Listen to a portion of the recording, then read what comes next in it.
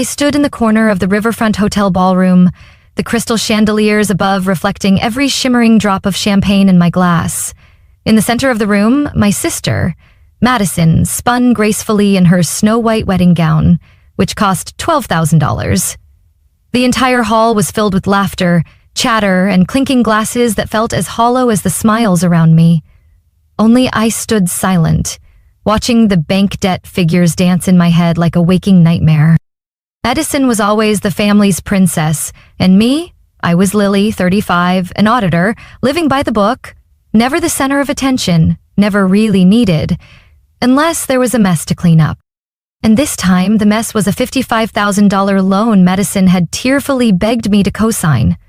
According to her, this dream wedding in Boston simply couldn't happen without a castle venue, imported orchids, or an A-list live band.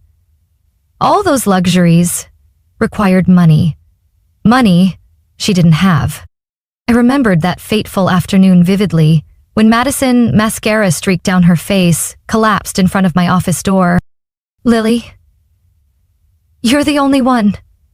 Only you can help me." She sobbed, as if her world was collapsing.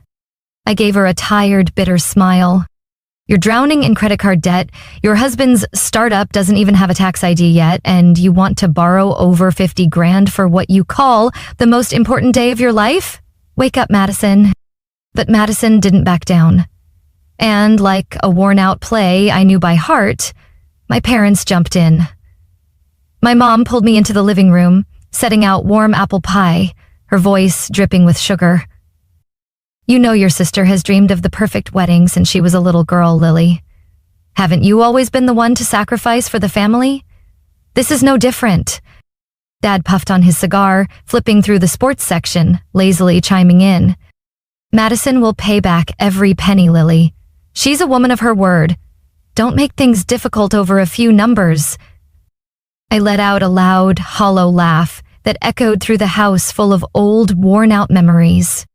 When has she ever kept her word? Like when she borrowed money to open that bakery and abandoned it for a yoga retreat in California. Or when she forgot to pay her rent and I had to cover for her. Mom flushed, her voice turning sharp. "You're so selfish, Lily. Your sister has dreams, ambition, while you only see ledgers and invoices." Gripping my glass tightly, I swallowed the anger burning in my throat. I knew this game too well. Emotional blackmail dressed up as family love. Pushing me into the role of the cold-hearted sister, ruining Madison's fantasy. In the end, I signed. Not for Madison. Not for my parents. I signed because this time I had clauses they wouldn't see coming. 3 days later, I sat in my small New Haven apartment, the glow of my laptop screen reflecting off the glass of red wine beside me. Genesis, my best friend and attorney, sat across from me, arms crossed, eyes sharp. "Lily, are you sure? There's no turning back this time." I flipped through the contract, my voice calm. "That's exactly why I'm making sure this ends right." Genesis smirked, pouring more wine, tapping her fingers on the table. "You're going to let them fall into the hole they dug themselves?" I didn't deny it. That night, we rewrote the entire loan agreement. Every clause, airtight, no loopholes. Quietly, Genesis inserted a clause under extended guarantor responsibility, ensuring that if Madison and Brad left the U.S. without settling the debt on time, the responsibility would shift directly to my parents. Genesis pointed to the line, eyes still on me. "They'll sign it without reading." I smiled faintly. "They've never read a thing I signed. I'm just following their rules." On the day of signing, I treated it like a corporate board meeting. Neatly bound files, bolded clauses. I even invited the bank's lawyer to our home, leaving no room for excuses. Madison flipped through a few pages, wrinkling her nose. "Oh my God, Lily, this is so complicated." "I trust you. If you sign it, I'll sign it." Brad signed, as if he was authorizing vacation leave. When it was my parents' turn, Genesis quietly slid the pen toward them without a word. Mom frowned. "Lily, you always make things so complicated. Your sister will pay, you know." I just smiled politely. Just in case, Mom. And they all signed. None of them paused to read. I collected the documents and stood up. All done. Madison's dream wedding is happening. Madison hugged me tightly, her voice dripping with sugar. You're the best sister ever, Lily.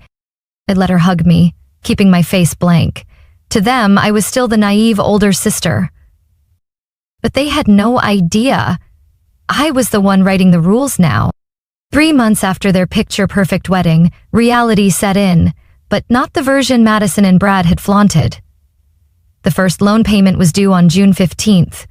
I had it circled on my calendar, the bank account ready to track the funds. Instead, I got silence. No transfer, no confirmation message. I triple-checked, then called Madison. Number disconnected. Brad? Same. Everything became clear when I saw Madison's Instagram post. A photo of the two of them lounging at a luxury resort in Bali. The turquoise sea behind them, the caption smug. The world belongs to those who dare to dream big, debt-free life. Cheers to us. I stared at the screen. Dozens of comments praising them. No one knew the truth behind that glossy image. No one but me. Brad and Madison had vanished. No warning. No repayment on the loan I co-signed.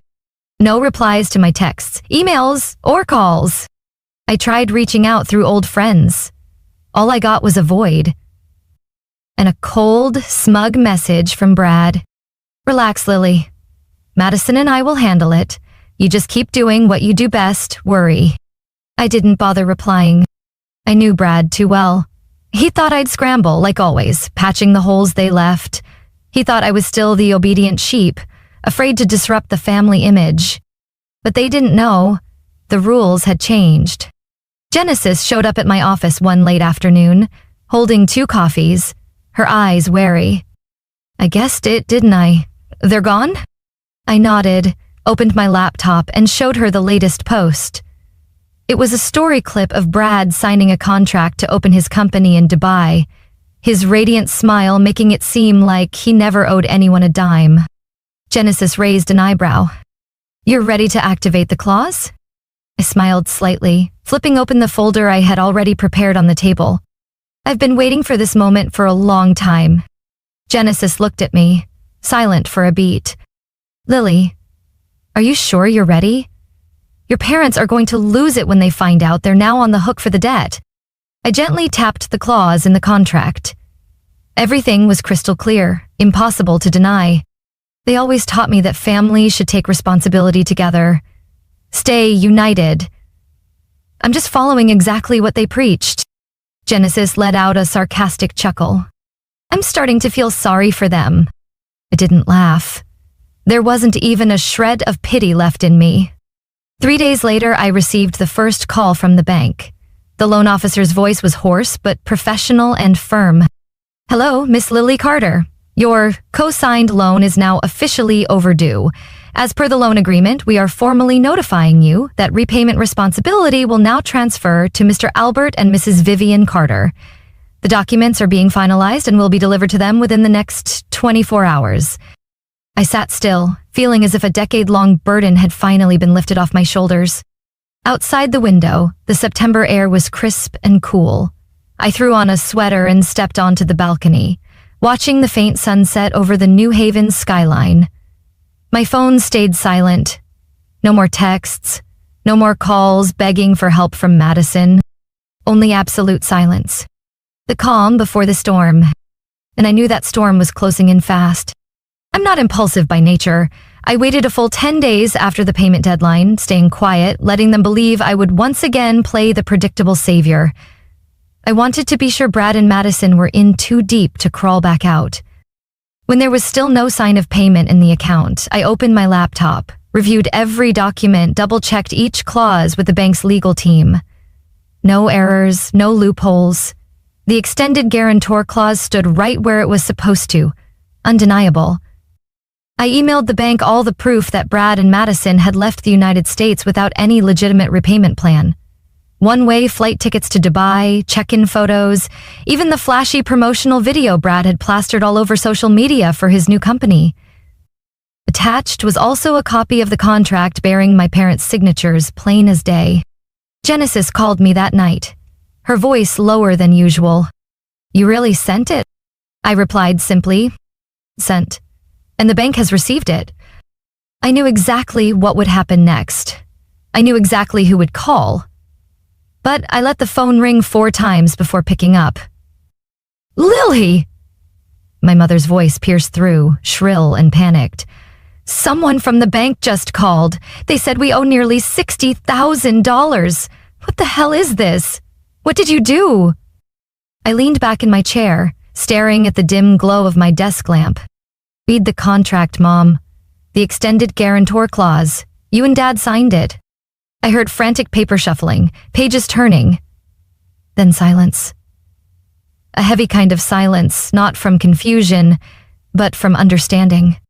You? You trapped us?" My mother hissed through the phone.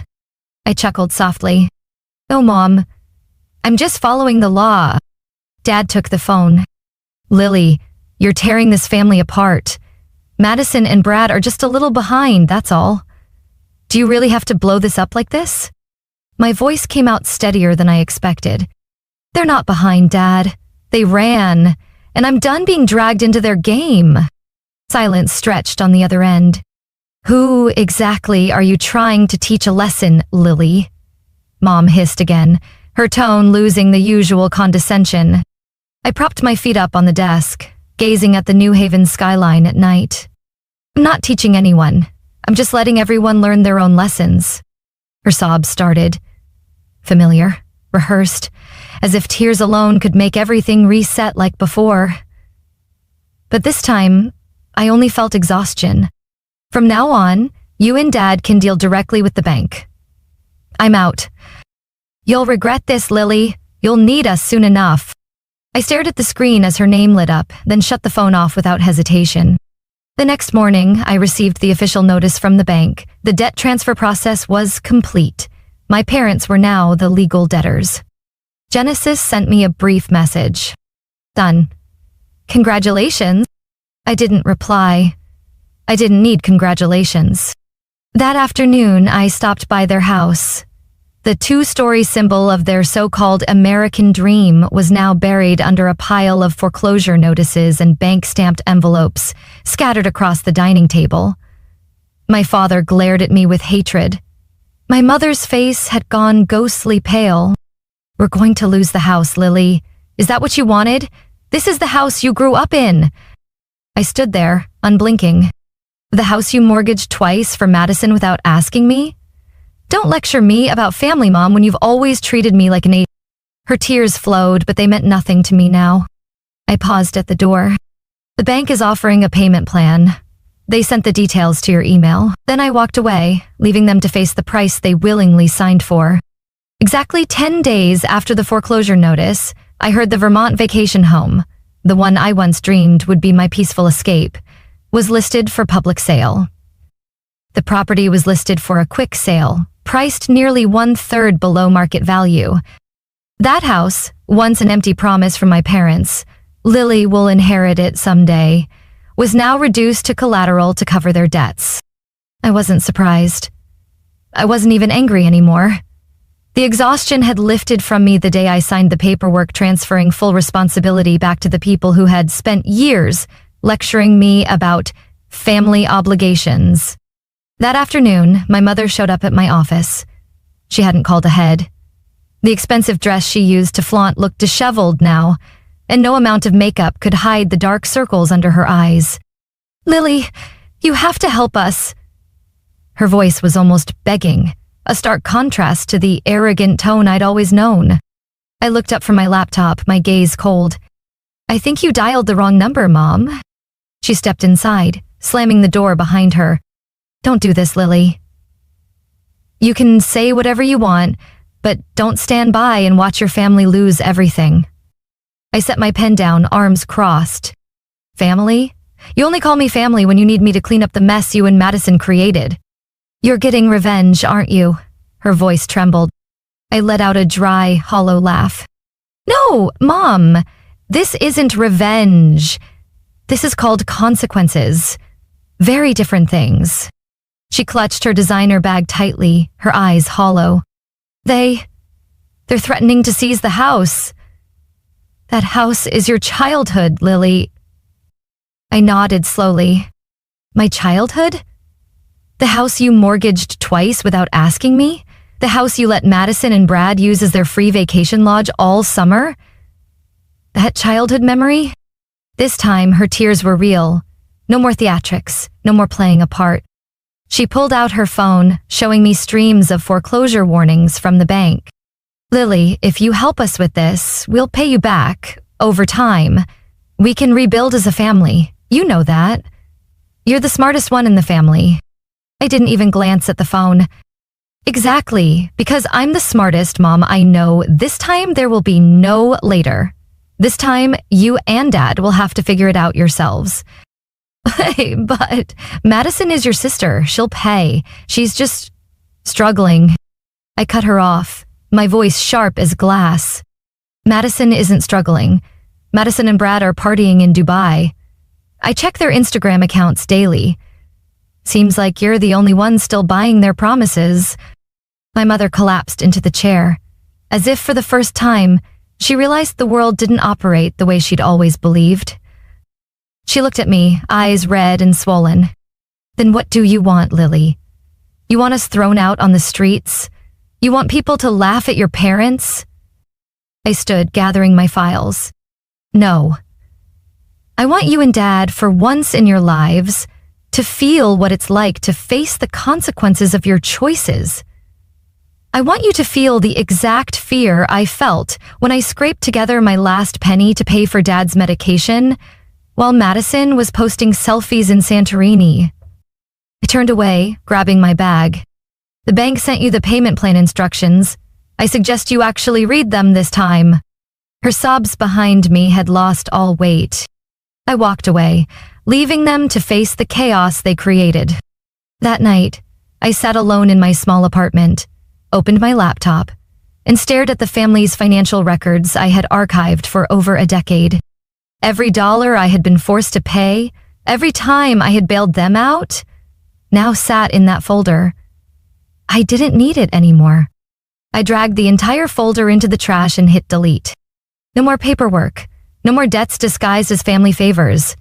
No more weak, compliant Lily. Only me, and the hard-earned freedom I bought with my own pain. But I wasn't stopping at letting them feel financial ruin. That would have been too easy for what Madison and Brad had done. I wanted the truth exposed, for them to face justice for that shiny world they clung to so tightly, to finally see them for who they really were. I reopened the insurance folder on my computer, the one where I kept every piece of evidence I had collected over months of silent watching.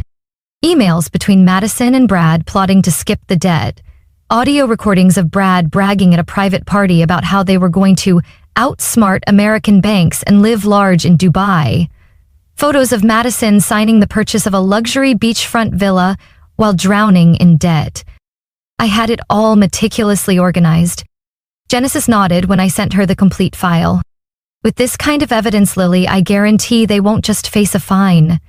This is organized fraud. I didn't respond. I no longer needed promises.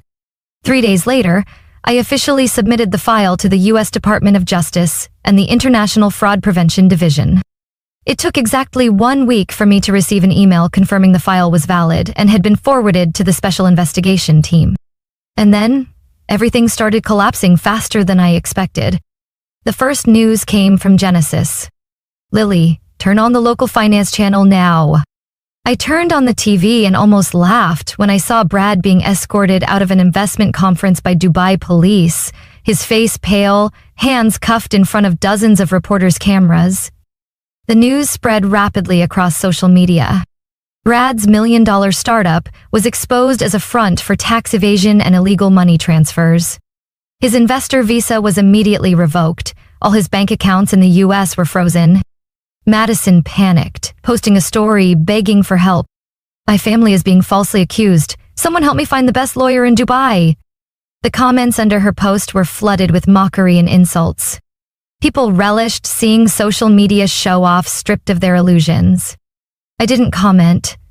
I simply sent the article link to my mother via text, along with exactly 3 words. I warned you. Her only response was an image of the bank's official notice seizing the Vermont vacation home. Everything my family had once been proud of, everything they used to look down on me, was dismantled, brick by brick. 3 days later, federal agents officially contacted me, inviting me to testify as the evidence provider. Genesis went with me to the hearing. She pushed the thick file onto the table, her voice calm. This is the complete evidence that Madison Carter and Bradley Evans had a plan to evade debt, launder money, and commit international fraud. I stared straight ahead, gripping my cold glass of water. I didn't tremble. They would face criminal charges. I didn't need to do anything more. That night, I received an international call. I didn't need to check the number to know who it was. I picked up, letting Madison sob on the other end. Billy? They froze all my accounts. I have nowhere to stay. I'm being held at the airport. Please, help me. I didn't change my tone. Did you forget to read Dubai's immigration laws? No money, no valid visa. They'll deport you. You want me dead, Lily? I'm your sister. I chuckled softly. My sister died the day she chose to lie and abandon the family. The person calling me now is just a criminal looking for rescue. Madison screamed, her voice cracking. Mom's falling apart. Dad can't sleep. You're destroying this family. No, I said, cutting her off. You and our parents did that long ago. I'm just not saving anyone anymore. I hung up and blocked the number. In my email, a notification from the Department of Justice appeared. The Carter-Evans international fraud case has officially moved to the prosecution stage. I clicked to save the notification into my folder, but this time, I didn't feel heavy anymore. The Vermont vacation home was relisted less than a month after the bank foreclosure. My parents had no other options. They were cornered, forced to accept a price far below its actual value, just to salvage the last shred of their so-called dignity.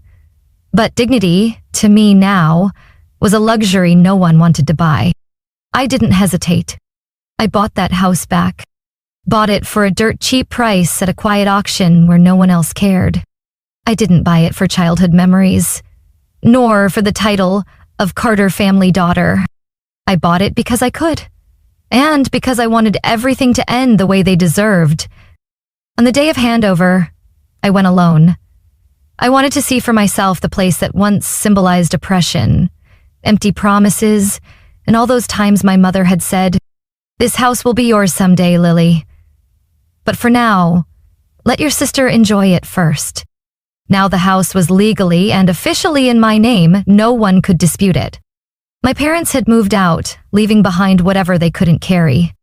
I walked through each room, the late autumn sunlight streaming through the dusty windows. The house looked older than I remembered. Or maybe it was just that my eyes no longer saw it through a nostalgic lens. That afternoon, I received a message from my mother. "Lily, can we come back to the house this weekend? We need to talk. As a family." I didn't reply. That night, my father called. "Lily, you've won already. What else do you want from us? We just want to come back to the house one last time to talk like adults. No one else, just family." I thought about it for a moment, then agreed. But I wasn't going to let them think everything would return to the way it was. The next evening, they showed up right on time. I left the door open, didn't say a word, letting them walk into the house they once believed would forever be theirs. My mother looked around, her eyes watery. "You repainted. It looks much better." I didn't respond. My father pulled out a chair, his voice lowering. "Lily, you did what no one in this family thought you'd dare to do. I admit it, you made everyone pay the price." I crossed my arms, my eyes fixed on them. "I don't care for late confessions, Dad. Just say it. What do you want?" My mother bit her lip, her eyes red. "Your father lost his job. We have nowhere to stay. Can you let us stay here for a while?" I let out a soft, hollow laugh. Stay? In this house where you once kicked me out of the living room because Madison and Brad needed creative space?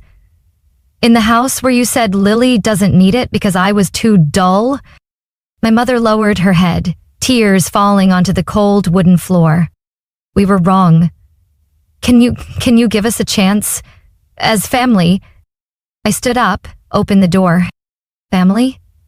You only say that word when you need someone to save you. I'm not saving anyone anymore. This is my house. I live here, quietly, alone, and I won't let anyone cross this door again. My father opened his mouth to say something, but I raised my hand to stop him. If you still have any pride left, figure things out yourselves, like I've done for the past 10 years. If not, that's your choice. I stepped onto the porch, turning my back on them. The exit is in the back. Don't make me say it again. I didn't look back as I heard their heavy footsteps leaving the house. That night, I stood on the balcony, a glass of red wine in hand, watching the Vermont mountains fade under the cold moonlight. I didn't feel triumphant, nor satisfied. It was simply the feeling of someone finally sitting where they belonged, on the very land I had once been forced to give up. This house was now mine. No conditions, no debts, no imposed memories. Just a quiet, clean home where I could close the door on the past. And for the first time in all those years, I realized I felt empty. But it was a peaceful emptiness. I couldn't even remember the last time Madison called me. Maybe it was the day she was deported from Dubai, or when her last bank account was frozen. The messages, emails, desperate calls afterward just quietly flowed into the blocked list. I didn't need to listen anymore. There was nothing new in those pleas, just the same tired chorus. We're family. Family. A word I had been forced to believe for almost 40 years meant unconditional sacrifice. Now I understood that, to them, it was just a free pass to escape every consequence they created themselves. I was no longer Lily Carter, the obedient daughter of Albert and Vivian Carter. I was Lily, a free woman, living in her own house, making decisions entirely her own. The house in Vermont had been completely renovated by me. The old family photos had been taken down, the objects stuffed with stale memories boxed up and sold. I kept only what I chose to keep. Nothing remained that I hadn't decided deserved to exist in my space. The Genesis still stopped by on weekends, bringing wine and her sly smile. So, how does it feel, Lily? Owning the house, the life, and the silence. I smiled, pouring her another glass of wine. Lighter than I thought. Turns out, letting go of the people who drained me is easier than I ever imagined. Genesis leaned back in her chair, looking out at the woods behind the house. Sometimes, the best revenge is through legal contracts. Cold, legitimate, no need to shout. I nodded. I didn't need anyone to know what I had done. I didn't need the world to applaud. I didn't need Madison, Brad, or even my parents to beg for forgiveness, to feel like I'd won. I wasn't trying to win against anyone. I just wanted peace. Madison still posted blaming messages, saying I was cruel, that I'd destroyed her family. I didn't care. Everyone has their story to tell, and I didn't need to explain mine. My parents moved into a small rental apartment in the suburbs. Genesis told me that.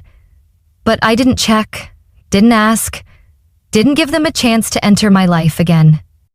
One winter night, with snow covering the porch, I sat by the fireplace, holding a mug of hot cocoa, listening to the wind whistle through the windows. My phone stayed silent. No calls, no debt notices, no desperate texts. I couldn't even remember the last time I had to check my account balance. Everything I owned now was in my name. No shared owners, no shared debts. The years that once drained my tears, that once forced me to grit my teeth and sign check after check for Madison, for the family, for dreams that were never mine, were now nothing more than faded memories. I remembered those quiet nights, sitting by my father's hospital bed, in that cold operating room, while Madison flaunted selfies from Italy with captions like, "Life is meant to be enjoyed." The words my mother used to hurl at me like knives, the times she turned me into a walking ATM, had also become fragments of a sad dream I no longer cared to hold on to. I didn't wish for their apologies, nor did I need them to understand. What I needed was simply for them to disappear from my life, the same way I had slammed shut the door on the past once and for all. Some endings don't need loud revenge or dramatic declarations. Sometimes it's just silence. It's the deed to the house in my name, the clean bank accounts no one else can touch. The sound of the cold wind sweeping through the porch on a quiet night, where I sat alone but no longer lonely. I didn't know yet what I would do next, but at least I knew I would never again be someone's shadow, nor the familiar name on the list of people they called when they hit rock bottom. I had closed everything, not with tears, not with words, but with contracts, with signatures, with absolute clarity. And that was true freedom. From Lily's story, I realized that freedom doesn't come from loud revenge or waiting for remorse from those who hurt you. True freedom is having the courage to firmly close the door on the past, to set clear boundaries, and to live your life the way you choose. No one has the right to turn you into a walking wallet, and no one gets to define your worth through sacrifice. In the end, calm clarity and silent resolve are the sharpest weapons to reclaim your own life. What do you think about how Lily faced and closed the chapter of her painful past? Feel free to share your thoughts in the comments below, and don't forget to follow the channel for more real-life family stories that are both captivating and meaningful.